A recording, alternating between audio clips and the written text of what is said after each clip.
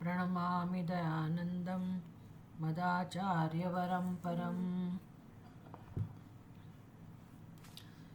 ॐ सहना भवतु सहनौ भुनक्तु सह वीर्यं करवावहै तेजस्विनावधीतमस्तु मा विद्विषावहै। ॐ शान्ति शान्ति शान्तिः। कठोपनिषद मंगलाचरण। ॐ नमो भगवते वैवस्वताय मृत्यवे ब्रह्मविद्याचार्याय नचिकेतसे च। कठोपनिषदમાં પહેલો અધ્યાય અને બીજી વલ્લીમાં પાંચમો મંત્ર।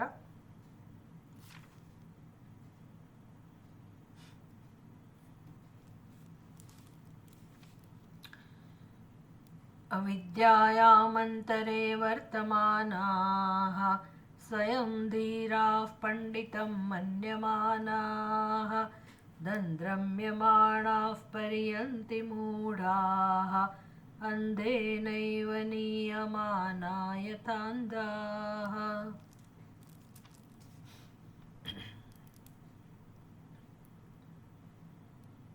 अविद्यायामन्तरे वर्तमानाः स्वयं धीराः पंडितं मन्यमानाः दन्द्रम्यमाणाः पर्यन्ति मूढाः अंधेन एव यथा नियमाना अंधाः।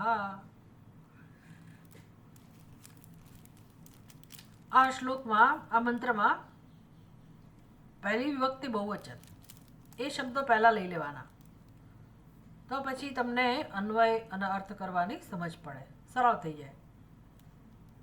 એટલું આવડવું જોઈએ કે પહેલી વિભક્તિ કર્તા હોય એ એકવચન હોઈ શકે, દ્વિવચન હોઈ શકે કે બહુવચન હોઈ શકે।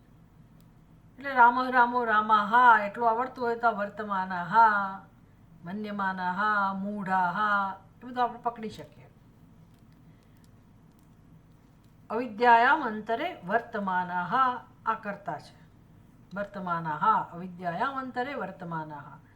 बीजू विशेषण है धीराः, स्वयं धीराः स्वयं पंडितं मन्यमानाः।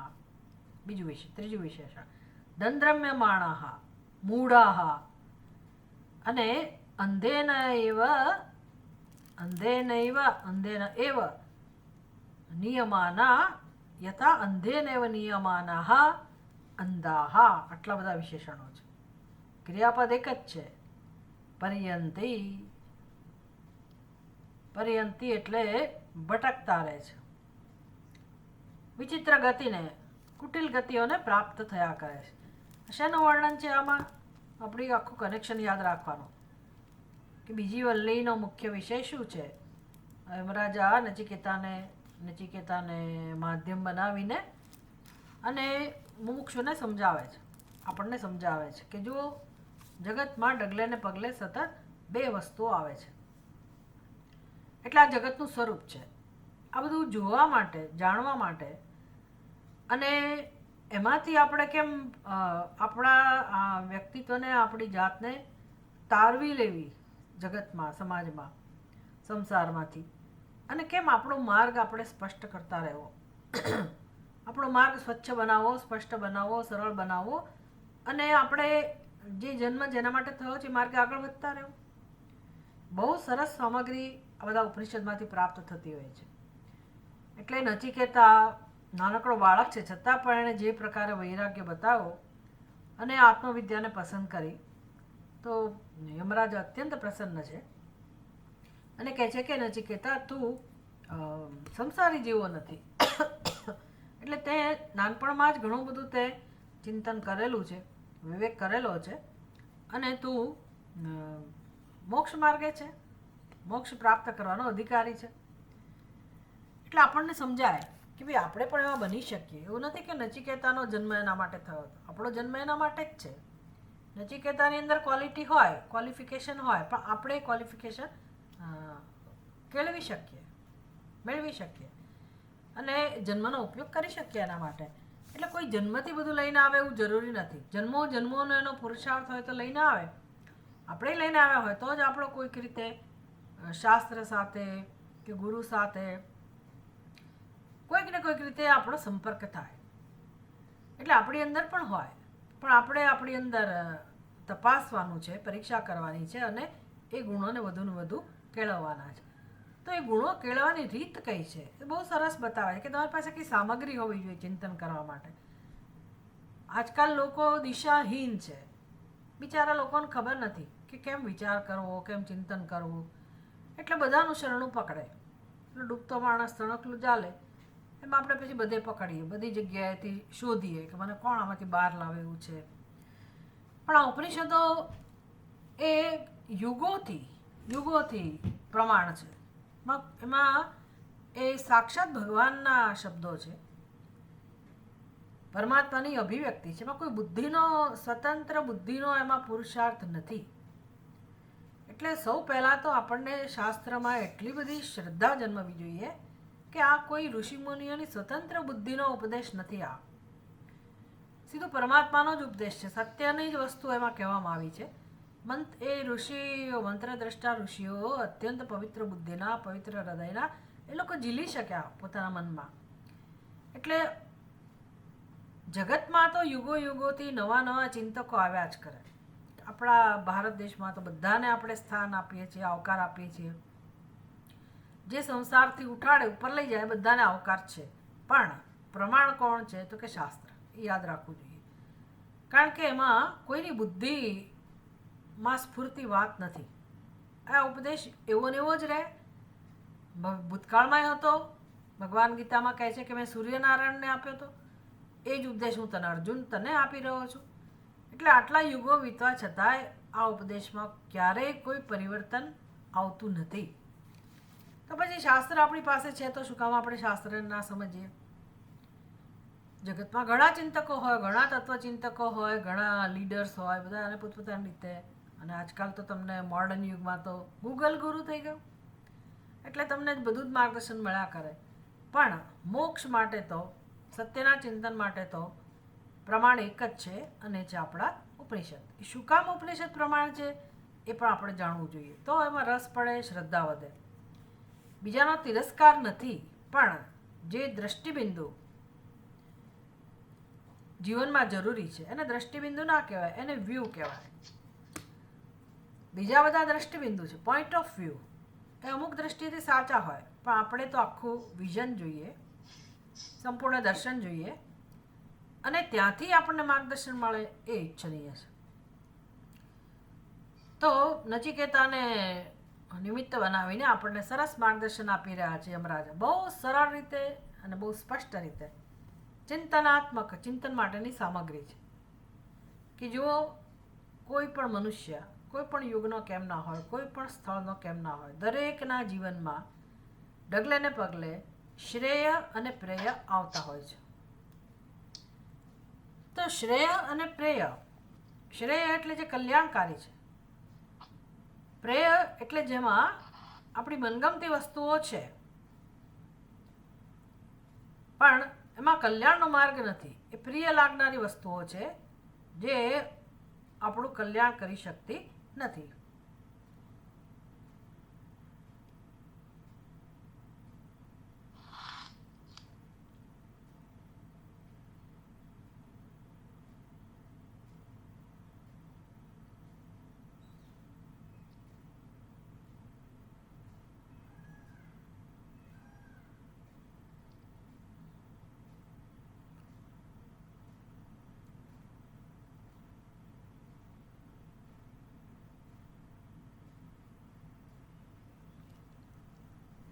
તો શ્રેય અને પ્રેય વિવિનક્તિ ધીરઃ, આ બેનો વિવેક કરવાનું સામર્થ્ય જે મનુષ્યમાં છે એ મનુષ્ય જીવનમાં સફળ થાય છે. સફળ થવું એટલે શું એ પાછી ખબર હોવી જોઈએ ને. આપણને એમ કે સફળ થવું એટલે બહુ બધી ભૌતિક સંપત્તિ આપણી પાસે હોય અને સમાજમાં પ્રતિષ્ઠા હોય, એને આપણે સફળ કહેતા હોઈએ. પણ ખરેખર સફળ થવું એટલે આંતરિક સમૃદ્ધિ, અંતઃકરણમાં શાંતિ, પરમ શાંતિનો અનુભવ, સુખનો અનુભવ, અને હંમેશ માટે દુઃખમાંથી મુક્તિ. આ સફળતાનું લક્ષણ છે.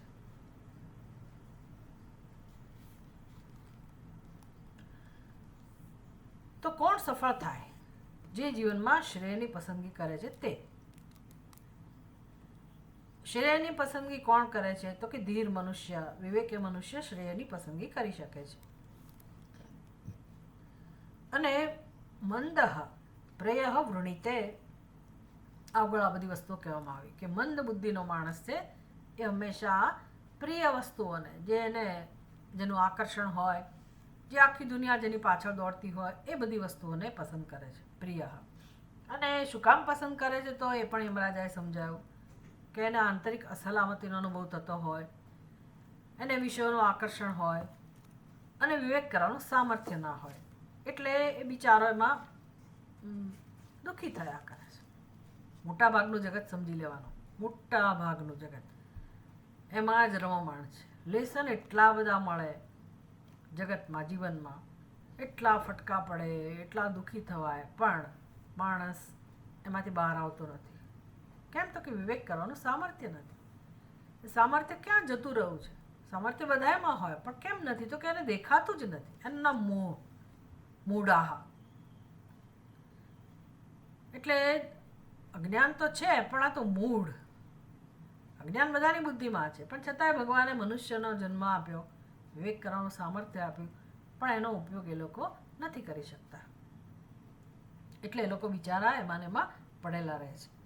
એટલે એનું વર્ણન છે 5મા મંત્રમાં, જેની સંગતિ આપતા શંકરાચાર્યજી કહે છે, યે તુ સંસાર ભાજનાહ. સંસાર ભાજનાહ એટલે આ સંસારને યોગ્ય, જેના ભાગ્યમાં સંસાર છે. સંસાર એટલે સમજવાનું જન્મ, મૃત્યુ અને દુઃખ, એવા લોકો. તમે માઇક્રોફોન બંધ રાખો ને. કેટલી વાર મારે તમારા માઇક્રોફોન બંધ કરવાના? રોજના ક્લાસમાં આવું થાય છે. જરા શીખો તમે. કોનું માઇક્રોફોન ચાલુ છે? બંધ કરો, નહીતર મીટિંગમાંથી પછી તમને દૂર કરી દઈશું. શીખો એટલું તમે. મન ફાવે ત્યારે આવજા કરવાનું અને વચ્ચે ચાલુ કરવાનું, બંધ કરવાનું, આવું બધું શું નાના છોકરા જેવું કરવાનું?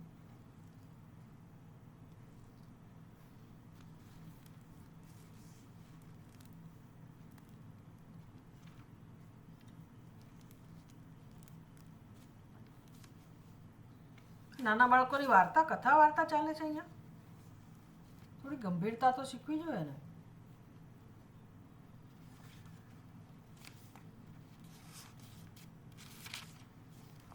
હેતુ સંસાર ભાજનાહ.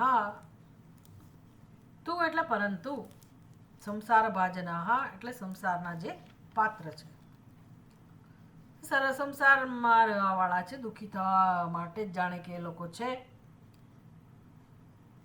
કોણ? તો કે એવું પ્રેય વૃણીતે, જે પ્રેયની પસંદગી કરે છે તે લોકો. એ કેવા હોય છે એનું વર્ણન છે કે સંસારમાં પડ્યા રહેનારા લોકો એ કેવા હોય છે. આપણે જોવાનું, આપણે એમાંના એક છીએ કે શું, તો બદલવાની પોતાની જાતને. અને આપણે એવા લોકોના સંગમાં રહેતા હોય તો પછી થોડુંક અંતર રાખવાનું. એટલે બહુ સરસ વર્ણન કરે છે નચિકેતા, યમરાજા. અને શંકરાચાર્યજી જેમ મૂળમતી બહુ નિસંકોચ રીતે કહે છે માણસને, એવી જ રીતે અહીંયા યમરાજા શબ્દ વાપરે છે કે આ સંસારી લોકો કેવા છે, જે અજ્ઞાનમાંથી મુક્ત થવા નથી ઈચ્છતા. અવિદ્યાયામ અંતરે વર્તમાનઃ. બહુ સરસ વર્ણન છે, જેથી આપણે માણસ, વ્યક્તિના માનસને સમજી શકીએ. આપણા માનસ નહીં સમજી શકીએ કે આપણી બુદ્ધિમાં અવિદ્યા કેટલું કામ કરે છે અને આપણો સ્વભાવ કેવો છે, આપણો વ્યવહાર કેવો છે. તો અવિદ્યાયામ અંતરે વર્તમાનઃ, જે અવિદ્યામાં પડેલા છે. યુગો યુગોથી બધા અવિદ્યામાં જ પડેલા છે. અવિદ્યાયામ અંતરે વર્તમાન છે તો અજ્ઞાની, ઘોર અજ્ઞાની, પણ પોતાને માને છે શું? પંડિતમ. ધીરાહ સ્વયં પંડિતમ મન્યમાનાહ. સ્વયં ધીરાહ સ્વયં પંડિતમ, સ્વયં ધીરાહ મન્યમાનાહ, સ્વયં પંડિતમ મન્યમાનાહ.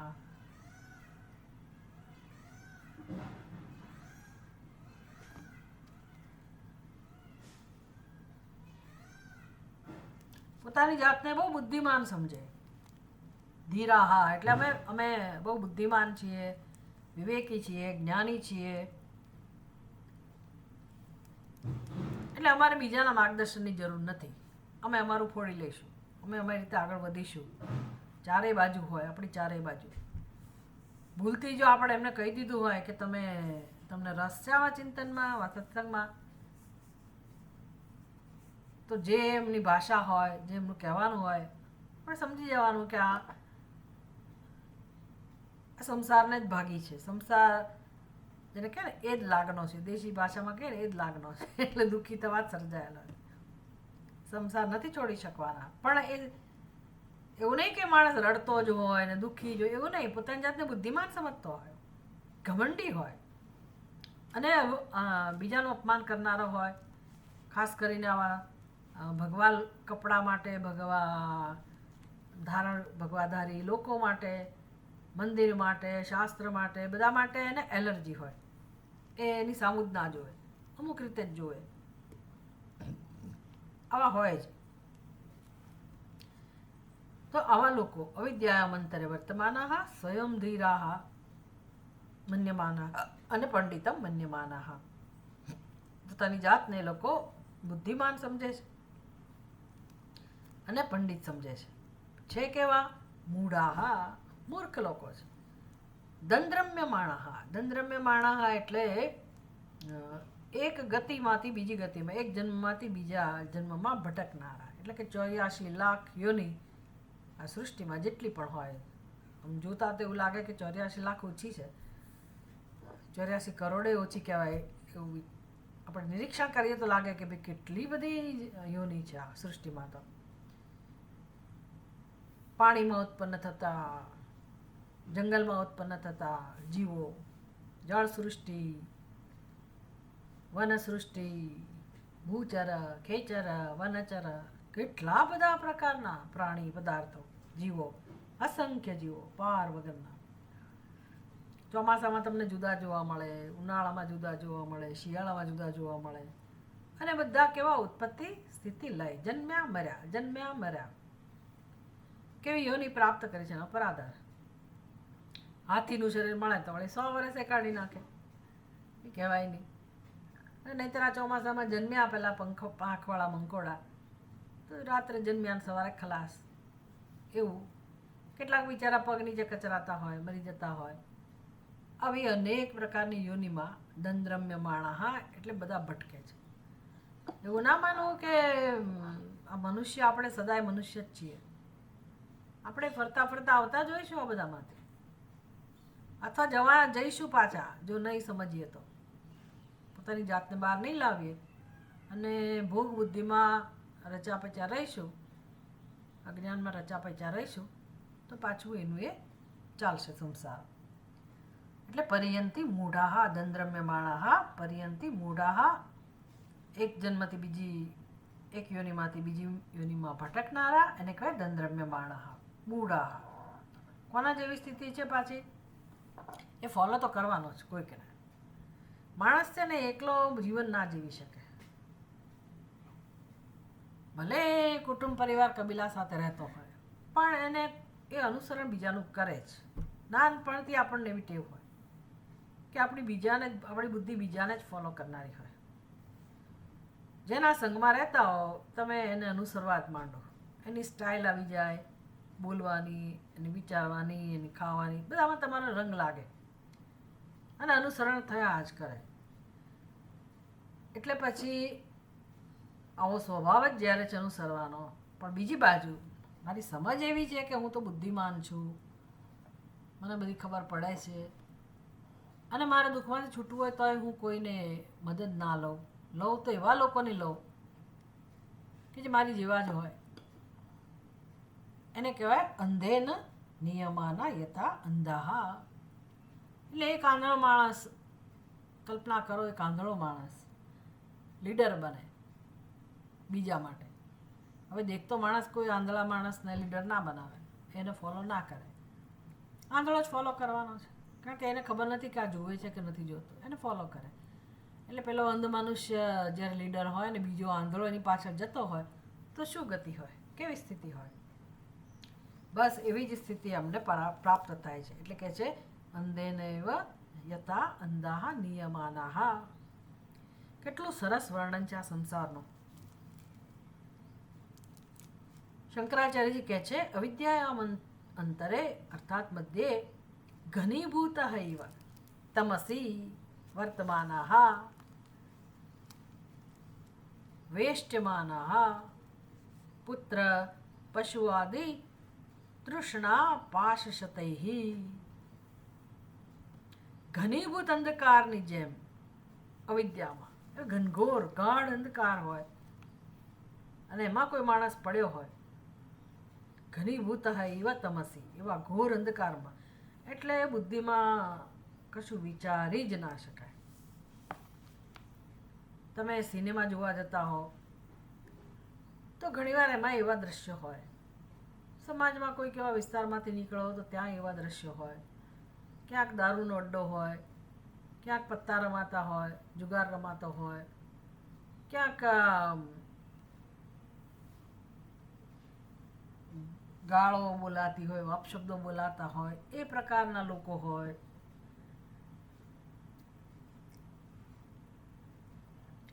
ક્યાંક આ ઝાડ નીચે જ્યારે જુઓ ત્યારે સવાર સાંજ બેઠેલા જ હોય, આખો દિવસ કંઈક ને કંઈક ધંધો કર્યા કરતા હોય, બેઠા બેઠા સ્મગલિંગનું કામ કરતા હોય. આમ જ્યાં જ્યાં તમે જાઓ ઘોર, જ્યાં એને કે તમો ગુણ, એને ખબર જ નથી કે દુનિયામાં બીજું પણ છે, દુનિયામાં બીજે પ્રકાશ પણ છે, એક સારી વસ્તુ પણ છે, એને ખબર જ ના હોય. એ એની દુનિયામાં જ જીવતા હોય અને એને કોઈ સારો વિચાર એ ના જન્મી શકે, કોઈ બીજો વિચાર, સારો વિચાર બીજેથી એને મળી શકે એવી સંભાવના ના હોય, અથવા તો એની અવગણના કરતા હોય તો એનો તિરસ્કાર કરે. તમે એને જગાડવા માટે કેટલોય પ્રયાસ કરો, લોકો કેટલી સેવા કરતા હોય છે, બહેનોને આગળ લાવવા, આમ કરવા, તેમ ના આવે. કેમ તો કે એમના વિચારોથી જ બંધાયેલા હોય. અમારે આ બાજુ તો પલોડિયા, ગરોડિયા બહેનોને ભલા માટે, એમને સારી સારી પ્રવૃત્તિ શીખવા મળે માટે તેને સંસ્થા ખોલી, શરૂ કરી પ્રવૃત્તિ. આવે જ નહીં ને પેલી બહેનો, પછી આપણને ખબર પડે, આપણે પૂછાવડાવીએ અને બધી તપાસ કરે ને ત્યારે ખબર પડે. કામ કરવા ના આવે ઘરમાં, બીજાના ઘરે કામ કરવા ના જાય. ભાઈ કમસે કમ તમે એ તો તમારી પ્રવૃત્તિ ચાલુ રાખો, કેમ ના જાય? એક બેનને એનો પતિ એ ગુજરી ગયો, એનો કોઈ આધાર નહોતો, તો એને ઘણું બધું આપણે એને લાલચ આપીએ કે તું આ જા, આ જગ્યાએ જા, તને આટલા પૈસા મળશે, આ શીખવા મળશે, તારું જીવન સુધરી. ના જાય. પછી ખબર પડી કેમ નથી આવતા, તો કે એના ઘરે પછી દારૂ કોણ બનાવે. ત્યારે આપણને ખબર પડે કે ઓહો, ઘરમાં દારૂ બનાવવાની પ્રવૃત્તિ ચાલે છે અને બધા દારૂડિયા ભેગા થતા હોય. ચાલો, આ તો એકદમ આપણે એવું દૃષ્ટાંત લીધું અહીંયા કે શંકરાચાર્યની સામે એ લોકો ધ્યાનમાં નથી. શંકરાચાર્યજી એને ધ્યાનમાં રાખીને નથી કહેતા. શંકરાચાર્યજી જે વર્ગની વાત કરે છે એ વર્ગ તો ભણેલો ગણેલો હોય, સ્માર્ટ હોય, છટાથી બોલી શકતો હોય, એના પહેરવેશ જુદા હોય, વાહન, સમૃદ્ધિ, સગવડતા બધાથી છલકતો હોય, પણ બુદ્ધિમાં અંધકાર, એટલે કોઈ વિવેક નહીં, ભોગમય જીવન, એની વાત કરે છે. તમસી વર્તમાનાહ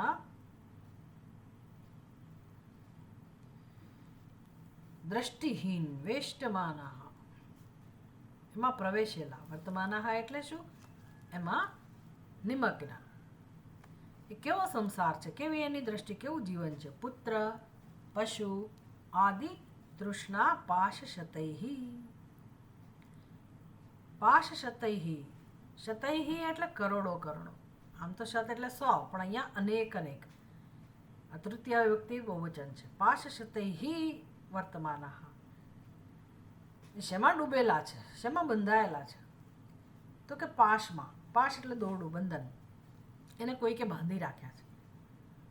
કરોડો કરોડો બંધન છે, અગણિત બંધન છે. શેના? તૃષ્ણાનું બંધન છે. જોઈએ જોઈએ જોઈએ, આટલું છે, આટલું વધારે. એ જમાનામાં જે લોકો મહત્વ હતું એનું પણ વર્ણન છે. કઈ વસ્તુ છે? પુત્ર, પશુ આદિ. આ જમાનામાં આપણે પુત્ર તો રાખવું જ પડે. પુત્ર, પુત્રી, વોટ એવર, સ્વજન જે કંઈ હોય તે, મિત્ર, પુત્ર, બંધુ, મિત્ર, કલત્ર, ભજ ગોવિંદમ સ્તોત્રની અંદર કહે છે ને શંકરાચાર્યજી. એટલે એ બધું. પશુ આદિ, તો એ જમાનામાં પશુ હતા, આ જમાનામાં પશુ છે. પશુ બંધનનું કારણ બને? યસ. માણસ બંધનનું કારણ બને તો પશુ કેમ ના બને? બને. એટલે પશુ, પશ્વાદી. તો પશુની જગ્યાએ આજકાલ માણસો પાસે પોતાના વાહનો હોય, જેટલા વાહનો કે જેનો આધાર લેતો હોય. અને આ તમારે ગેઝેટ્સ પણ આવી ગયું અંદર, મોબાઈલ, લેપટોપ, જે તો વાપરતા હોય, આ બધી જ વસ્તુઓ. આ બધું નકામું છે એવું નથી કહી રહ્યા શંકરાચાર્ય. કે પુત્ર નકામો ના હોય. પુત્ર, પુત્રી, માતા, પિતા, ભાઈ, બહેન, બધા સ્વજનો, સંબંધીઓ, મિત્રો, આ નકામું છે એવું નથી કહી રહ્યા શંકરાચાર્ય. ઉપરથી એ બધા માણસનો આધાર બનતા હોય છે, એના વગર જીવન ના હોઈ શકે. એટલે ખરેખર તો આપણી સંસ્કૃતિ પ્રમાણે જીવન જીવવાની રીત એ છે કે જેમાં આ બધું જ હોય. ગ્રસ્થ આશ્રમમાં બધું જ હોય અને બધાનું મહત્વ છે. પછી બધા જ આશ્રમમાં એ તો હોય જ, પણ સામાન્ય મનુષ્યનું જીવન, એને જે સપોર્ટ મળે છે, આખી સપોર્ટ સિસ્ટમ છે. તો માણસને જે હૂંફ જોઈએ, પોષણ જોઈએ, સ્નેહ જોઈએ, માર્ગદર્શન જોઈએ, એ બધું આમાંથી મળતું હોય છે. 80% માણસને પોષણ આ સંબંધોમાંથી જ મળે છે. માણસ રખડી પડે, જીવી ના શકે, એકલો પડી જાય તો મુશ્કેલી થઈ જાય. એટલે આ બધું નકામું છે એવું શંકરાચાર્યજી ન જ કે ક્યારેય. અને એવું તો જીવન જીવી જ ના શકે, એકલો તો કોઈ માણસ જીવે જ નહીં. બીજાની મદદ તો જરૂર પડે જ, સમાજની તો જરૂર પડવાની જ છે. પણ તૃષ્ણા પાશ સતેહી, વધુ ને વધુ મેળવવું, એવી જે તૃષ્ણા છે, અને એમાં માલિકીનો ભાવ, પોઝેસિવનેસ, મારું, આ દરેક જીવની અંદર હોય. હવે આમાં કોઈને એક વ્યક્તિને ધ્યાનમાં રાખીને આ ઉપદેશ નથી હોતો. આ વસ્તુ સામાન્ય છે, દરેક મનુષ્યની બુદ્ધિમાં આ બધું છે, અને માણસનું જીવન આવું જ છે. શંકરાચાર્યજી આપણને સમજાવે છે કે જુઓ, આમાંથી કેમ બહાર નીકળો. જો તમે તમારા મનને નહીં સમજાવો, તમે આના વિશે વિચાર નહીં કરો, તો આ જન્મમાં તમે કેમ બંધાયા આ બધાની સાથે? પૂર્વજન્મની લેણદેણને કારણે. તો આ જન્મમાં તમે એ જ લેણદેણને પોષણ આપશો, ચાલુ રાખશો, તો આવતા જન્મમાં પાછું મળવાનું થશે, કારણ કે નવી લેણદેણ ઊભી થવાની. એટલે શું કરવું? એટલે ગીતા, ભગવદ્ ગીતા, કર્મયોગ. જીવનનું બહારનું સ્વરૂપ તો આ જ છે, માળખું તો આ જ છે. તમે કે જંગલમાં ના જઈ શકો, કે એકલા ના રહી શકો, પ્રવૃત્તિ છોડીને એકલા જીવ, એવું ભગવાન કહેતાય નથી, અને એવું શક્ય પણ નથી. તો શું કરવું? તો કે આ બધાની સાથે જ રહીને જે અનાદિકાળથી જે લેણદેણના સંબંધો છે, સમષ્ટિ સાથેના, જગત સાથેના, કુટુંબ પરિવાર સાથેના, એ બધા સંબંધોને ધીરે ધીરે આપણે સેટલ કરવા એટલે શું? નવી લેણદેણ ઊભી ના થાય એ રીતે જૂની લેણદેણ પૂરી કરવી. એ કર્મયોગથી શક્ય છે. એટલે કોઈ અપેક્ષા વગર, આસક્તિ વગર, માત્ર ને માત્ર એમને આપણા વ્યવહારથી સુખ પહોંચે, અને વિવેકથી, જળ વસ્તુઓ સાથે વિવેકથી, કે ભાઈ અનાસક્તિ સાથે, બધામાં વિવેક તો જોઈએ જ. અને આખો કર્મયોગ આના ઉપર આશ્રિત છે કે કેમ આપણી દ્રષ્ટિને ધીરે ધીરે ધીરે ધીરે બદલતા જવું, કેમ ધીરે ધીરે વિવેક લાવતા જવો. અને એ સમજી શકાય એવું પણ છે, તર્કથી સમજી શકાય, અનુભવથી સમજી શકાય. બસ આ સમજ, સાચી સમજ જીવનમાં આવે એ જ એકમાત્ર મોક્ષનું સાધન છે. બાકી કશું કરવાની જરૂર નથી. કોઈ ભૂખ્યું ના રહે વ્યક્તિ તોય ચાલે, પછી તો તમે પૂજા પાઠ ના થઈ શકે તો ચાલે, જપ ના થઈ શકે તો ચાલે, પણ વિવેક તો જોઈએ જ, સમજ તો જોઈએ જ. સમજમાં કોઈને રસ નથી. તમે કંઈક મને કહો શું કરવું તો હું કરું. કૂવામાં પડવાય તૈયાર થઈ જાય, ભૂખ્યા રહેવાય તૈયાર થઈ જાય, લોકો બધું કરવા તૈયાર થઈ જાય, પણ જ્ઞાન માટે તૈયાર ના થાય. ખોટી સમજ છોડવા તૈયાર ના થાય, સાચી સમજ મેળવવા તૈયાર ના થાય. આવી દશા છે. એટલે કર્મયોગમાં ભગવાન બહુ સુંદર રીતે સમજાવે કે ભાઈ જુઓ વસ્તુઓનો સ્વભાવ કેવો છે. આપણે કહીએ છીએ મારું, વ્યવહારમાં તો એને મારું કહેવાય, પણ તમે વાસ્તવિકતા તો જુઓ, સત્ય તો જાણો. કેટલા લેયર્સ છે સત્યને જાણવા માટેના, કેટલા સ્તર છે. બધું જાણીએ, બધું સ્પષ્ટ થઈ જાય દીવા જેવું, પછી આપણે ક્યાંય બંધાયેલા ના રહીએ. તિરસ્કાર ના હોય, નફરત ના હોય કે મારે કોઈની જરૂર નથી, એવું નહીં. અપેક્ષા તો છે જ આપણી અંદર, જરૂર છે. એ અપેક્ષાનું કારણ જાણવાનું, અને આપણે જે બંધાયેલા છીએ બધા સાથે એનું કારણ પણ જાણવાનું, સ્વરૂપ પણ જાણવાનું. બસ આ જાણવા માટે જીવન હોવું જોઈએ. આ એક દિવસ કે એક મહિના કે એક વર્ષનો પ્રોગ્રામ નથી. બહુ ભગવાન બહુ સ્પષ્ટ કહે છે, બહુ નામ જન્મનામ અંતે જ્ઞાનવાન મામ પ્રપદ્યતે. બહુ નામ જન્મનામ અંતે, બહુ સમય લાગે, અનેક જન્મ સંસિદ્ધ.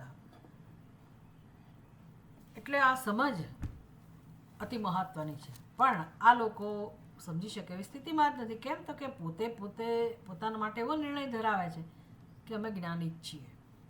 મને ખબર છે, એક દિવસ અહીંયા જ મેં, વર્ષો થઈ ગયા વાતને, કોઈ ઇવનિંગ વોકમાં કોઈ બહેન મળ્યા હશે, એટલે પછી મેં કહું કે અમારે ત્યાં સત્સંગ ચાલે છે, તમારે રસ હોય તો આવી શકાય. 2-3 દિવસ પછી આવ્યા ખરા, જુદા સમય આવ્યા. આવીને પછી એણે મને 1-1.5 કલાક સુધી બોલ કરીને એણે મને એ સમજાવવાનો પ્રયાસ કર્યો કે જુઓ હું તો આ રોજ સાંભળું જ છું.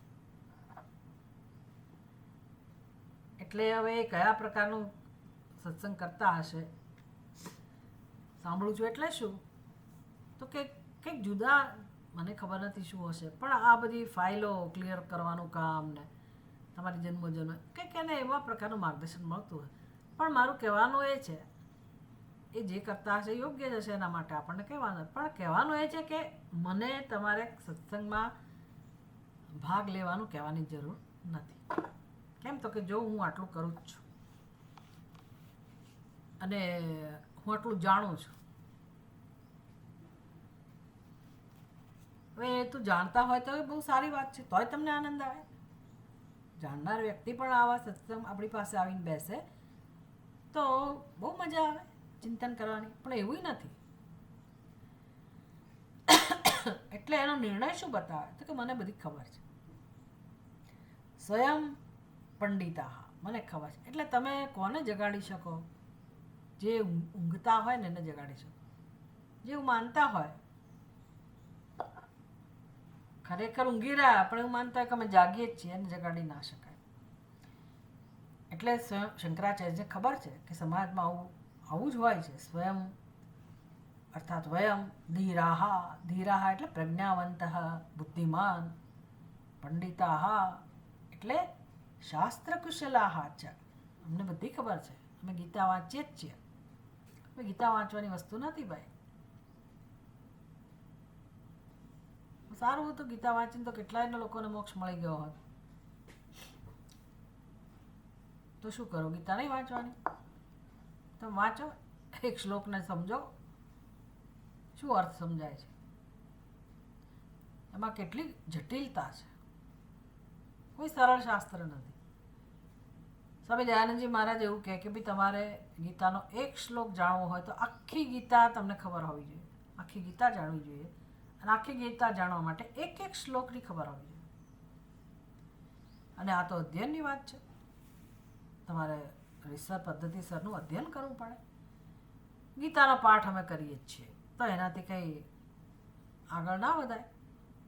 સારું છે, કોઈ નથી કરતા એના કરતાં આપણે કરીએ સારું છે. પણ પોતાની જાતને માણસ આવું જ માને છે. સ્વયં વયમ ધીરાહ પ્રજ્ઞાવંત અને પંડિતા અર્થાત શાસ્ત્ર કુશલાહ ચ ઇતિ મન્યમાનાહ, આવી એની માન્યતા છે. ભલે રે એની માન્યતા એની પાસે, એમને મુબારક, પણ એમની સ્થિતિ શું હોય છે? તો દંદ્રમ્યમાણાહ અત્યર્થમ કુટલામ અનેક રૂપામ ગતિમ ઇચ્છંતઃ.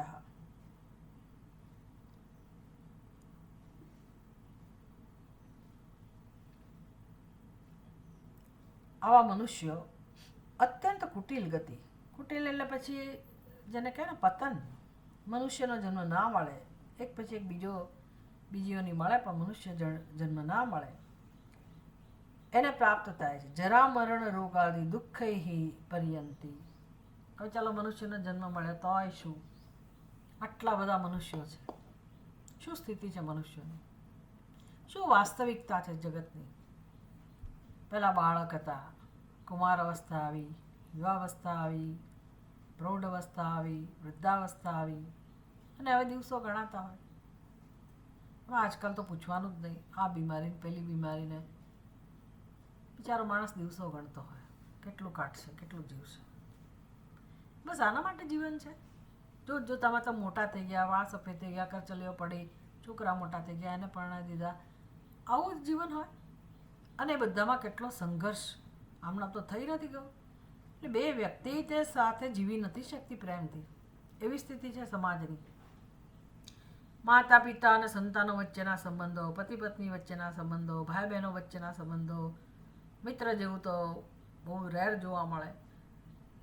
કોઈ એક સંબંધ એવો નથી કે જેમાં મનુષ્યને પ્રેમ મળતો હોય, શાંતિ મળતી હોય, હૂંફ મળતી હોય. બહુ સંઘર્ષ છે જીવનમાં, બહુ જ સંઘર્ષ. એટલે જન્મ મૃત્યુ જરા વ્યાધિ દુઃખ દોષાનું દર્શનમ.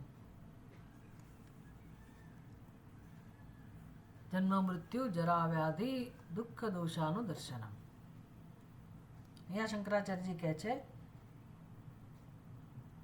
જરા મરણ રોગ આદિ દુઃખૈ પર્યંતિ. દરેક જન્મમાં જન્મનું દુઃખ હોય, પછી બાળકને તે બીમારીનું દુઃખ, બીમારી હોય, કેવા પેરેન્ટ્સ મળ્યા, તમે ક્યાં જન્મ્યા, માતા ના હોય, પિતા ના હોય પણ એ છૂટા પડી ગયા હોય, અથવા બીજા લોકોએ ઉછેર કર્યો હોય કે અનાથ આશ્રમ, શી ખબર શું થતું હશે લોકોનું. અને ઘરમાં હોય તોય કે મા બાપને સમય ના હોય છોકરા સામે જોવાનો, કેટલું દુઃખ છે, પારાવાર દુઃખ. વ્યવસ્થામાં એટલા જ પ્રશ્નો, લાગણીના સ્તરના, આર્થિક રીતે, ભૌતિક રીતે, એટલે કે શારીરિક રીતે, સ્વાસ્થ્યની રીતે પાર વગરનું દુઃખ હોય માણસના જીવનમાં. અને સમય એટલો ઝડપથી વીતતો જાય, માણસ બિચારો ખલાસ થઈ જાય. એટલે દુઃખિત થઈને મરે છે. માણસ તરીકે જન્મે તોય દુઃખ, અને બાકી બીજી યોનિમાં તો દુઃખ છે જ. પર્યંતે પરિગચ્છન્તિ મૂઢાઃ અવિવેકિનઃ. આ બધા અવિવેકી. કારણ શું છે? એક જ, અવિવેક.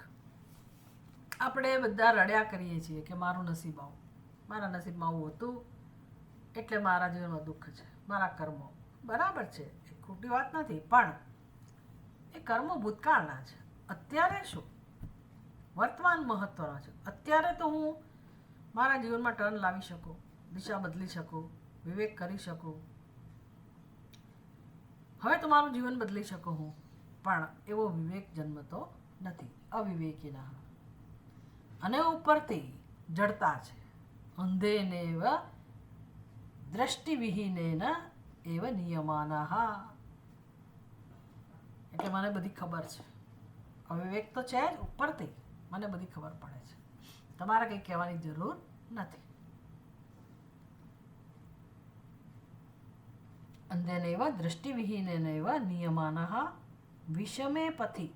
આંધળો બીજા આંધળાને ક્યાં લઈ જાય? ખાડામાં જ નાખે. વિષમે પથી એટલે એવો રસ્તો કે જે વિષમ છે.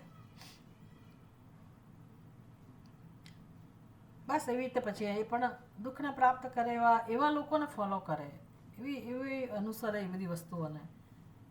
અને બસ વિવેકના અભાવને કારણે એકમાત્ર.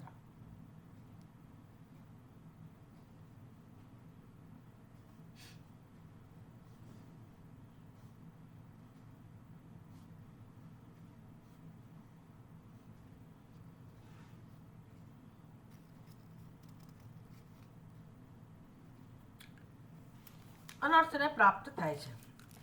યાદ રાખવાનું. કોની વાત કરી? આ જે શ્રેયને પસંદ નથી કરતા. હવે એવું નહીં કહેવાનું કે જેણે પ્રેયને પસંદ કર્યું. પ્રેય તો હતું જ. પ્રેયમાંથી હવે શ્રેય તરફ કેમ આગળ આવવું, કેમ મારા જીવનમાં પરિવર્તન લાવવું, એવો વિવેક જેના જીવનમાં નથી. પ્રેય તો અનાદિકાળથી હતું જ અને છે અને રહેશે, પણ અનર્થ આવશે અને પતન થશે.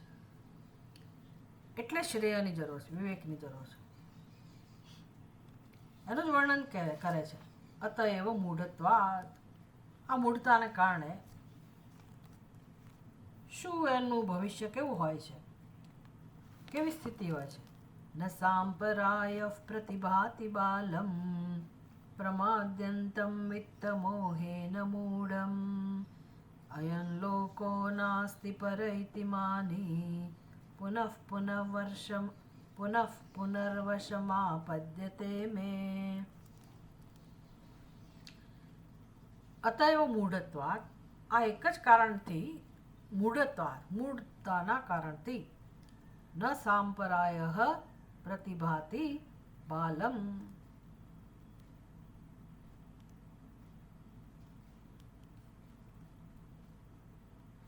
પ્રમાદ્યંતમ વિત્તમોહેન મૂઢમ.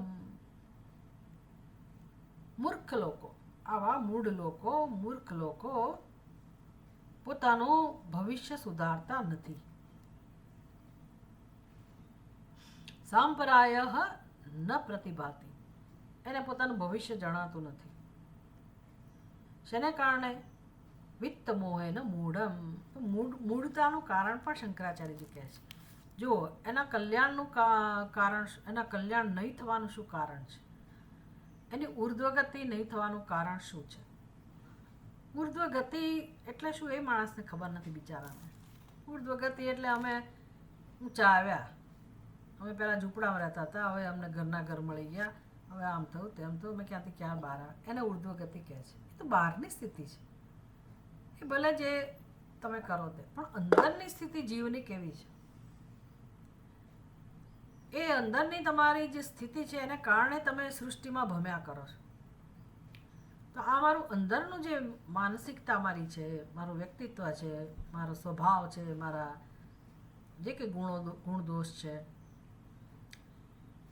તામસિક પ્રકૃતિ હોય, રાજસિક હોય કે સાત્વિક હોય, એ બધું મારા જ્ઞાન ઉપર, સમજ ઉપર, વિવેક ઉપર આશ્રિત છે. અને અજ્ઞાન તો છે, જન્મ્યા એટલે અજ્ઞાન છે તો સમજી જ લેવાનું. પણ ઉર્ધ્વગતિ એટલે શું? તો કે હું દરેક જન્મમાં કંઈક ને કંઈક સંચય કરું છું. આજે આપણી અંદર ચેતન તત્વ છે, એ ચૈતન્ય સ્વરૂપ, એ પાયો છે અને એમાં બધું સંગ્રહાયા કરે છે. સૂક્ષ્મ શરીરમાં બધો સંગ્રહ થયા કરે છે. એ સંસ્કારોનો. પછી એ સંસ્કારો મારી પ્રકૃતિ બનાવે, મારો સ્વભાવ બનાવે, એ વાસના એટલે મારું વ્યક્તિત્વ. આ માણસ આ બધાનો ભરેલો છે, વાસનાનું પૂતળું જ છે ખરેખર. હવે બીજા જન્મમાં શક્ય નથી કે હું એમાં કોઈ પરિવર્તન લાવી શકું, પણ મનુષ્યના જન્મમાં આ બધું સંભવ છે. કારણ કે ભગવાને મનુષ્યનો જન્મ જ એટલા માટે આપ્યો છે કે જીવ આમાંથી બહાર આવી શકે. તો ધીરે ધીરે ધીરે હું મારા વ્યક્તિત્વને બદલું, મારા સંસ્કારને બદલું, સ્વભાવને બદલું. કોઈ મારા પર જબરજસ્તી કરવાની જરૂર નથી. હું પોતે જ કરું, વિવેકથી, પ્રેમથી. અને મારી જાત આને મહત્વ આપું આ કાર્યને કે મારે તો મારું કલ્યાણ કરવું જ છે. લોકો બીજાનું કલ્યાણ કરવા દોડતા હોય છે. ભાઈ ભલે કરો, પણ તમારું કરો જોડે જોડે. તમે એવી રીતે જીવન જીવો કે એમાં બીજાનું કલ્યાણ થઈ જ જાય. બીજાના ભલા માટે કંઈક કરો, એને મદદ કરવાની રીતે કરો, પણ તમે પોતે એવી રીતે જીવન જીવો કે જે તમારામાં પરિવર્તન આવે. આ એક આ જ જન્મમાં થાય. એટલે જે કંઈ કરીએ છીએ એ સંસ્કારો આપણી અંદર જમા થતા હોય છે. તો જેને પોતાના આવા ઉર્ધ્વગતિની ચિંતા નથી એવા લોકોની વાત છે. એને બાલમ આવું કહું, બાલમ ન પ્રતિભાતી. બાલ એટલે મૂર્ખ માણસ. પ્રમાદ્યંતમ બાલમ એટલે જેના જીવનમાં પ્રમાદ છે, પ્રમાદ કરવાવાળો. પ્રમાદ એટલે શું? એ આખું કઠોપનિષદમાં એના માટેનો પ્રમાદો હોય, મૃત્યુ હો સમજાવશે. બહુ મહત્વનો વિષય છે. પ્રમાદ એટલે શું? આપણે ગુજરાતીમાં પ્રમાદ એટલે આળસ કહીએ. આળસ તો ખરું, પણ પ્રમાદ અને આળસમાં ભેદ છે. પ્રમાદ એટલે પેલો આળસુ એટલે તદ્દન કશું કરી જ નથી રહ્યો, પડેલો છે તે. અને પ્રમાદી મનુષ્ય એટલે શું? બહુ કામ કરતો હોય, બહુ જ કામ કરતો હોય, સમય જ ના હોય એની પાસે, પણ કયું કામ કરે છે? તો કે જ્યારે જે સમય કરવાનું કામ છે નથી કરતો. પરીક્ષા આવી હોય, 2 દિવસ પછી પેપર હોય, અને હું મારું દફતર સાફ કરું ને મારા ચોપડાનું કબાટ સાફ કરું ને પૂઠા ચડાવવું ને ફાટી ગયું હોય તો બધું એને સેલોટેપ લગાવો, એ બધું મને સૂજે. તો કામ તો બહુ સરસ છે, લોકો જોશે તો કહેશે આ હા કેવું સરસ કામ કરે છે, પણ એને પ્રમાદ કહેવાય. કેમ? તો કે ભાઈ અત્યારે પરીક્ષામાં પુસ્તક લઈને વાંચવા બેસવાનું છે, એ સિવાય કંઈ નથી કરવાનું, પણ મને બીજું જ સૂજે. કાલે બહારગામ જવાનું હોય અને આજે હું ઘર સાફ કરવા બેસું, આવું બધું પ્રમાદ આને કહેવાય. ન કરવાનું કરે, એમાં આખી જિંદગી પ્રમાદ ચાલે છે ઘણા બધા મનુષ્યોના જીવનમાં. ન કરવાનું કર્યા જ કરીએ છીએ આપણે. તો આપણા દેશમાં એટલું સારું છે કે સંસ્કૃતિમાં જીવન જીવવાની વ્યવસ્થા છે, થોડી ઘણી તો હજી રહી છે, અને આપણે અજાણતા કંઈક એવું કરીએ છીએ કે જેથી આપણું જીવન નકામું ના જાય. પણ બાકી તો માણસ દોડ દોડ દોડ દોડ કર્યા જ કરે છે, બસ અંત વગરનું દોડે છે. કોઈ બ્રેક જ નથી, કોઈ દિશાય નથી. શેના માટે દોડે? શું જોઈએ છે તો વિચાર કરી લે. તારે નથી વિચાર કરવો, સમજાતું નથી. એટલે મનુષ્ય જીવન શેના માટે છે માણસને ખબર નથી. એવું જ માને છે કે બસ ભણો ગણો, ખૂબ પૈસા કમાઓ, તમારું ઘર હોય, પરિવાર હોય, તમારા બાળકો પણ સરસ સેટલ થઈ જાય, દેટ્સ ઇટ. આનાથી વધારે જીવનનું કોઈ પ્રયોજન નથી. અને એમાં આખી જિંદગી જન્મો ખર્ચી નાખે છે મનુષ્ય. આને પ્રમાદ કહેવાય. પ્રમાદ્યંતમ વિત્ત મોહેન મૂઢમ. કેમ એની બુદ્ધિ નહીં ચાલતી હોય? મોહ છે માટે. શેનો? વિત્ત મોહેન, પૈસાથી. મોટા મોટું કારણ શંકરાચાર્ય કહે છે વિત્ત મોહેન. હવે કરોડોપતિ જે હોય એની એ બુદ્ધિ આવી છે. ગરીબને તો બિચારાને જોઈતા હોય તો મહેનત કરે, બરાબર છે કે ભાઈ એનો તો આધાર જ એ છે, શું કરે.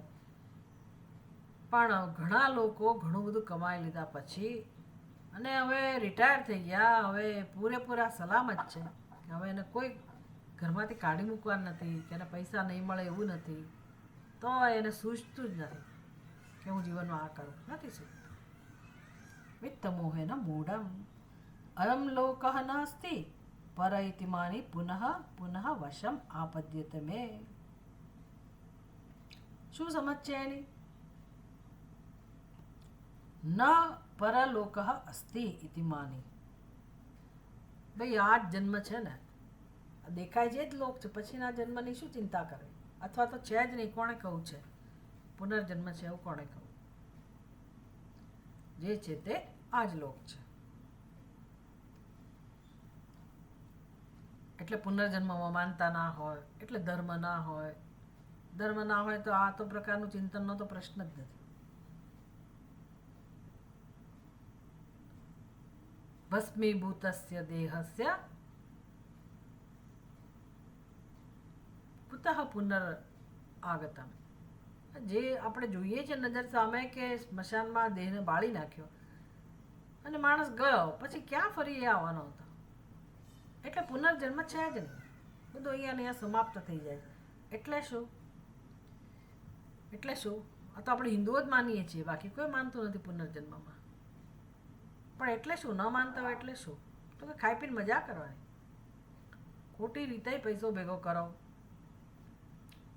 આપણા શાસ્ત્રમાં જેમ કહે છે ને, ઋણમ કૃત્વા ઘૃતમ પીબેત, આયુર્વેદમાં કીધું હોય કે દેવું કરીને ઘી ખાઓ.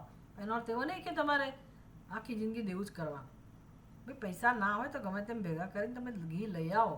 પણ એનો અર્થ એવો નહીં કે પછી દેવું નહીં કરવાનું, પૈસા દેવું પૂરું નહીં કરવાનું, પૈસા નહીં આવે એવું ના કહેતા હોય. ઘીનું મહત્વ છે ત્યાં.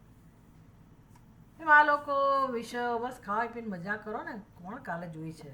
પછી એના જન્મની ક્યાં ચિંતા? એટલે તમારે જે રીતે કમાવો હોય તો કમાઓ, પૈસો ભેગો કરો, મોજ મજા કરી લો, અહીંયા ને અહીંયા જ બધું જીવન પૂરું કરો. આવી એમની દ્રષ્ટિ છે. ન પરલોકો અસ્તિ ઇતિ માની, આવો પુનર્જન્મ નથી એવું એ બહુ સ્પષ્ટ રીતે માને છે. અને યમરાજા દુઃખ વ્યક્ત કરે છે કે એ લોકોની સ્થિતિ કેવી છે? પુનઃ મે વશમ આપદ્યતે, વારંવાર એ લોકો મારી પાસે આવે છે, મારા વશમાં આવે છે, અને આવું જ પડે છે મારી પાસે.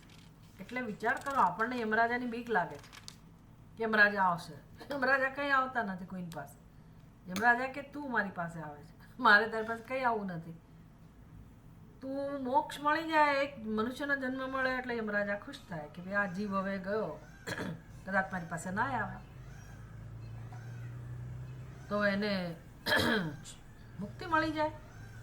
સારું, યમરાજા ઈચ્છે છે કે આ જીવ મારી પાસે ન આવે, પણ આપણે જ જઈએ જ એની પાસે. કેમ? તો કે જીવનનો ઉપયોગ નથી કરતા, વિવેક નથી કરતા. શંકરાચાર્યજી કહે છે, ન સાંપ્રાય પ્રતિભાતિ સંપર ઈર્યતે ઇતિ સંપ્રાય પરલોક તત્પ્રાપ્તિ પ્રયોજન સાધન વિશેષ શાસ્ત્રીય સાંપ્રાય. એટલે શાસ્ત્રીય સાધન વિશેષ સાધન, શાસ્ત્રીય સાધન એને કહે સાંપ્રાય, કે જેમાં ધર્મ હોય, કર્મયોગ હોય, ધર્મનું પાલન હોય, નિષ્કામ કર્મયોગ હોય, ભગવાનનું ભજન હોય, સેવા હોય. આવું જેના જીવનમાં નથી, કારણ કે એને એ બધું સૂઝતું જ નથી, એનું મહત્વ જ જણાતું નથી. મોહને કારણે, મૂર્ખતાને કારણે, અજ્ઞાનને કારણે. સચ બાલમ અવિવેકિનમ પ્રતિ ન પ્રતિભાતિ ન પ્રકાશતે ન ઉપતિષ્ઠતે ઇત્યદિ. મૂર્ખ લોકોને આવું નથી સૂચતું. આ પાર વગરના લોકો છે. એવું ના માનવું કે ગરીબ લોકો આવું નથી કરતા. ગરીબ લોકોમાં વધારે ઘણીવાર આ બધાનું મહત્વ હોય છે. ગરીબ લોકો ઘણીવાર બહુ નીતિમત્તાથી જીવતા હોય છે, ધર્મને માનતા હોય છે. એ લોકોમાં કંઈક મર્યાદા હોય છે. એવું નથી કે ઝૂંપડપટ્ટીમાં રહેતા માણસો એવા જ હોય અને પૈસાદાર માણસો એવો એ નિયમ નથી. પણ જગતમાં મોટા ભાગના લોકો ને ધર્મ અથવા તો આ પ્રકારે મોક્ષ પુરુષાર્થનું મહત્વ નથી હોતું.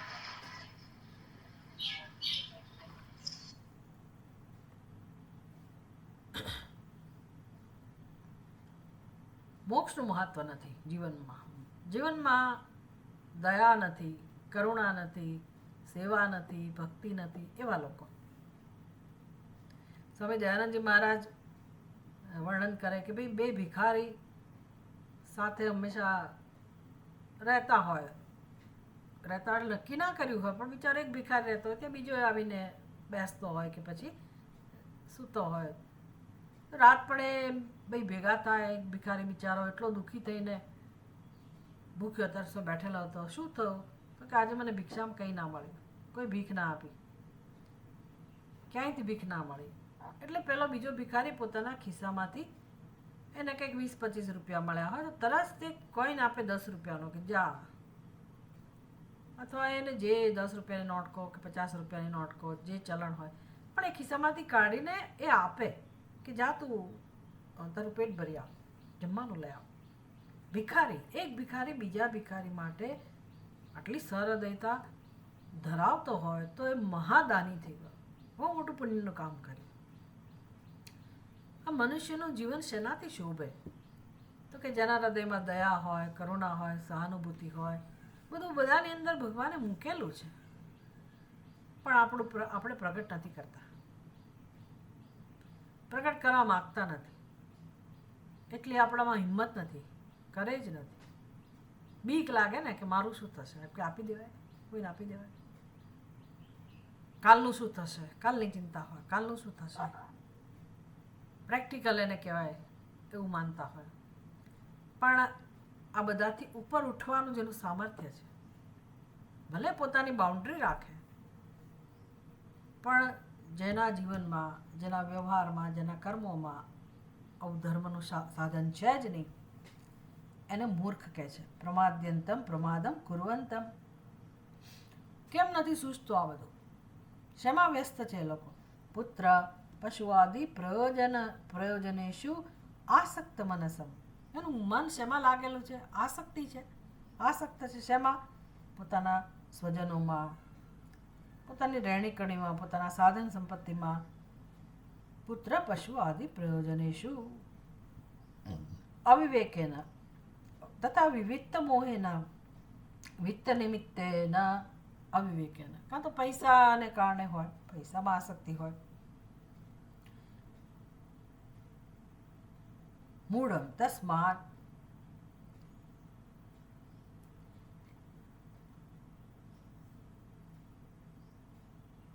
છન્નમ સંતમ. છન્નમ એટલે એનું અજ્ઞાન ઢંકાયેલું રહે છે. અયમેવ લોકઃ યહ અયમ દૃશ્યમાનઃ સ્ત્રી અન્નપાનાદિ વિશિષ્ટઃ નાસ્તિ પરઃ અદૃષ્ટ લોક. જે નથી જોયો એ લોકને શું કામ માનવો? આ લોકમાં સ્ત્રી, અન્ન, ખાનપાન, આ બધું અત્યારે જે દેખાય છે એ જ લોકને સત્ય માનવાનું હોય ને, બીજા લોકને શું કામ સત્ય માને છે? આવું શું કામ કહે છે? કારણ કે આપણે ભવિષ્યને ધ્યાનમાં રાખીને ધર્મનું અનુષ્ઠાન કરતા હોઈએ છીએ કે ભાઈ મારી ફરજ છે, મારે કરવું જોઈએ, જેથી ભવિષ્યમાં સુખી થાવ, આગળ વધો. પણ એ કે છે ભવિષ્ય જેવી વસ્તુ જ નથી, બીજો કોઈ લોક જ નથી. એટલે એ લોકો અહીંયા પ્રત્યક્ષ દેખાય છે એમાં જ શ્રદ્ધા રાખનારા છે, અને પોતાનો સમય, શક્તિ બધું એમાં જ ખર્ચી નાખે છે. આવું માનનારા, મનનશીલ, માની એટલે અભિમાની. પુનઃ જનિત્વા, વારંવાર જન્મે છે. એનો શું? તે વારંવાર મરે પણ છે. વારંવાર મરે છે એટલે મારી પાસે તો આવવું જ પડે છે. હું ઈચ્છું કે ના ઈચ્છું, મારા યમદૂતોએ જવું જ પડે લેવા. અને શું કરીએ? યમરાજા બિચારા અફસોસ કરે છે કે શું કરવું મારે. બીજા પશુ પક્ષીઓને લેવા જવું પડે એ બરાબર છે, પણ મનુષ્યને મારે લેવા ના જવું જોઈએ. મનુષ્ય શું કામ મારી પાસે આવવું જોઈએ? જરૂર નથી. મોક્ષ પ્રાપ્ત કરી શકે એમ છે, પણ નથી કરતા. પુનઃ જનિત્વા વશમ મદ અધીનતામ આપદ્યતે ન મૃત્યોહો મમ મૃત્યોહો આપદ્યતે. મને અધીન થાય છે પણ મોક્ષ પ્રાપ્ત કરતા નથી.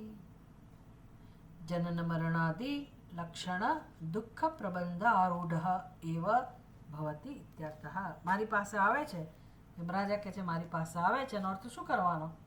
જનન મરણ આદિ લક્ષણ દુઃખ પ્રબંધ આરૂઢ એવ ભવતી.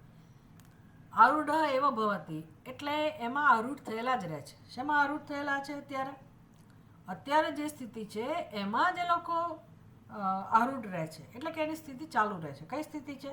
જનન મરણ આદિ લક્ષણ દુઃખ પ્રબંધ આરૂઢ. બંધાયેલા છે, પ્રબંધ સારી રીતે બંધાયેલા. શેમાં? જન્મવું મરવું, જન્મવું મરવું. હવે જન્મ્યા પછી સીધું મરવાનું હોય તો કાંઈ વાંધો નહીં, ચાલો ભાઈ ભગવાન મરી જઈશું જન્મ્યા પછી. એવું નથી. જન્મ મરણની વચ્ચે કેટલી અવસ્થાઓ છે, બધામાં એમાંથી પસાર થવું પડે. દુઃખ સહન કરવું પડે. વિચાર કરો, આપણા જીવનમાં આપણે ક્યારે જાગ્યા? હજી ક્યાં જાગ્યા છીએ પૂરેપૂરા? એટલે કેટલાય વર્ષો તો તમે આમ ન વિતાવ્યા દુઃખમાં, વિષય ભોગમાં, પોતાની નાસમજીમાં. એટલે જે જન્મમાં તમે આગળ વધો, મનુષ્યનો જન્મ મળ્યો તોય 50-60 વર્ષ તો તમારા એમાં જતા રહે. પછી પાછળ માંડ થોડાક બચ્યા હોય, એમાંય કંઈ ક્લેરિટી ના હોય, કરવા ખાતર આપણે સત્સંગ કરતા હોઈએ, આ બધું ચાલતું હોય. મોટાભાગનો આપણું મનુષ્યનો જન્મ મળવા છતાં મોટાભાગનું જીવન આમાં વ્યતીત થઈ જતું હોય છે. જો આપણે કંઈક એવા સારા કુટુંબમાં, સંસ્કારી કુટુંબમાં જન્મ્યા હોય, નાનપણથી એવા સંસ્કાર અને એવા સરસ સત્કર્મો કરતાં કરતાં મોટા થયા, જુદી વાત છે. હવે તો પૈસાદાર કુટુંબમાં તો સાવ ગયું બધું, કશું નહીં. એક શ્લોકને ના બાળકને શીખવાડતા હોય, અંગ્રેજી મીડિયમમાં મૂક્યા એટલે નખો, કશું નહીં. એના કોઈ સંસ્કારો જ નહીં, કશું જ નહીં. કોઈ ધાર્મિક ધર્મના સંસ્કાર નહીં, કોઈ ભગવાન માટેનું માર્ગદર્શન નહીં, કોઈ કર્તવ્યનું માર્ગદર્શન નહીં. આપણે જોઈએ ને માણસના જીવનમાં તો આપણને એમ થાય કે આ જીવની શું ગતિ થશે. એટલે કોઈ એવું પ્લેટફોર્મ જ નથી, કોઈ વ્યવસ્થા જ નથી. ભગવાન નહીં થતું હશે કે હું એને કયા કુટુંબમાં જન્મ આપું. મેં કહું તો ખરું કે ભાઈ શુચિનામ શ્રીમત આઉંગે હે, હું એને તને જન્મ આપીશ, પણ કુટુંબ જ ક્યાં શોધવા જવા, એવી હાલત થઈ ગઈ. ચાલો, એ તો ભગવાનની ચિંતા છે, ભગવાન કરશે કંઈક ને કંઈક. પણ આપણે જોઈએ ત્યારે આપણને આશ્ચર્ય થાય. આપણે આપણા જ વિશે વિચારીએ કે આપણે કેટલા જાગ્યા, કેટલા મોડા જાગીએ છીએ. એટલે નવો જન્મ મળે તો અમુક વર્ષો તો એમાં જ જતા રહેવાના. એટલે આ બધામાંથી શીખવાની જરૂર છે. નહીતર પછી જનન મરણ આદિ લક્ષણ દુઃખ પ્રબંધ આરૂઢ, એમાં જ આરૂઢતા છીએ અને રહીશું. પ્રાયણ હિ એવમ વિદઃ એવ લોકઃ. શું કહે છે યમરાજા? પ્રાયણ એવમ વિદઃ એવ લોકઃ. આ જગત આવું જ છે. પ્રાયણ એટલે મોટે ભાગે, મોટે ભાગે. સાચી વાત છે. હવે જો યમરાજા કહેતા હોય એ વખતની વાત હોય તો અત્યારે તો પૂછવાનું જ શું. એટલા સંસારનું વર્ણન એટલા માટે કર્યું કે જેથી આપણે થોડુંક ચિંતન કરી શકીએ. જે આપણું જીવન બચ્યું હોય એ જીવનનો ઉપયોગ આપણે આ માર્ગે કરી શકીએ, ભટક્યા વગર. બહુ ભટકવાની જરૂર નથી. દિશા મળી ગઈ તો પછી એ દિશા આપણે પકડીને આગળ વધવાનું હોય. લોકો તોય ભટક્યા કરે, જરૂર નથી ભાઈ. કારણ કે આત્મજ્ઞાન કંઈ એટલું સહેલું નથી. એ હવે એનો વિષય શરૂ થશે. પણ સંસારનું બહુ સુંદર રીતે વર્ણન યમરાજાએ કર્યું કે જેથી આપણે આપણા જીવન વિશે વિચારીએ. બીજા વિશે સિક્કો મારવા માટે નથી કે પહેલાં લોકો મૂઢ છે ને પહેલાં લોકો પંડિત છે ને પહેલાં લોકો આવા છે ને. આપણા માટે બે બધા કહી દીધું ને યમરાજાએ, મોટાભાગનું જગત આવું જ છે. પછી આપણે એમાં ક્યાં નક્કી કરવાનું કે ભાઈ આ લોકો આવા છે, ભાઈ મારા જ સગા કેમ આવા, મારા જ એટલે સર્વત્ર અજ્ઞાન જ છે અને આપણે એમાં જ છીએ. આપણે આપણી જવાબદારી લેવાની છે. આપણા કર્મો, આપણું જીવન, આપણી સાધના, એ બધા માટે આપણે જાગૃત થવાની જરૂર છે, નિર્ણય કરવાની જરૂર છે અને આપણું જીવન સુધારવાની જરૂર છે. ઓમ પૂર્ણમદ પૂર્ણમિદમ પૂર્ણાત પૂર્ણમુદચ્યતે પૂર્ણસ્ય પૂર્ણમાદાય પૂર્ણમેવાવશિષ્યતે. ઓમ શાંતિ શાંતિ શાંતિ. હરિ ઓમ. શ્રી ગુરુભ્યો નમઃ. હરિ ઓમ.